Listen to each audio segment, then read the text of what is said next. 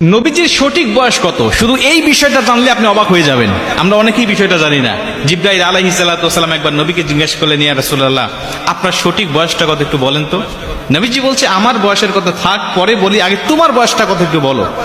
জিবরাইল আলাইহিস সালাতু ওয়াস সালাম তিনি বলছেন, ইয়া রাসূলুল্লাহ, সঠিক করে আন্দাজ আমি বলতে পারবো না, নির্ধারিত করে বলতে পারবো না যে আমার বয়সটা কত, তবে একটা ঘটনা যদি আপনাকে আমি বলি তাহলে আপনি আন্দাজ করে নিতে পারবেন যে আমার বয়সটা কত। নবীজি বলছে, বলো তো দেখি তুমি কোন ঘটনা শোনাতে চাও। তিনি বলছে, ইয়া রাসূলুল্লাহ, আল্লাহ রাব্বুল আলামিন আরশে আজিমের নিকট একটা তারা উদিত হতো। আমি জন্মের পর পরে দেখেছি সেই তারাটা উঠতো, আর একবার উদিত হলে এই তারাটা ৭০,০০০ বছর পর্যন্ত উদিত থাকতো, এ অস্ত যেত না। আবার ৭০,০০০ বছর পরে যখন অস্ত যেত, এই অস্তবিত হওয়ার পরে সে ৭০,০০০ বছর পর্যন্ত অস্তবিত থাকতো, সে উদিত হতো না।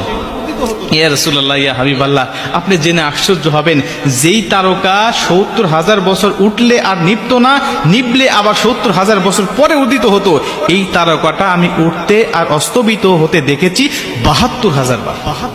আমরা অনেকেই এই ঘটনা শুনলে পরে অবাক হয়ে যেতাম, আরে তাহলে এত বয়স তার, জিবরাইল আলাইহিস সালাতু ওয়াস সালামের এত বয়স, যে ৭০,০০০ বছর পর যেই তারকা উদিত হয়, আবার ৭০,০০০ বছর পরে যেই তারকা অস্তবিত যায়, এই তারকা নাকি উদিত হতে আর অস্তবিত যেতে সে দেখেছে ৭২,০০০ বার। তাহলে কত লক্ষ হাজার বছর বয়স তার।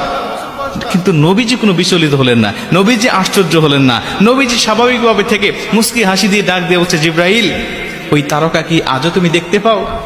জিবরাইল বলছে, ইয়া রাসূলুল্লাহ, না, আমি আর দেখতে পাই না। নবীজি বলছে, ওই তারকাটা অন্য কেউ নয়, ওই তারকাটা ছিলাম আমি নবী, আমি নবীর নূর সেখানে উদিত হতো। মুসলমান ভাইরা,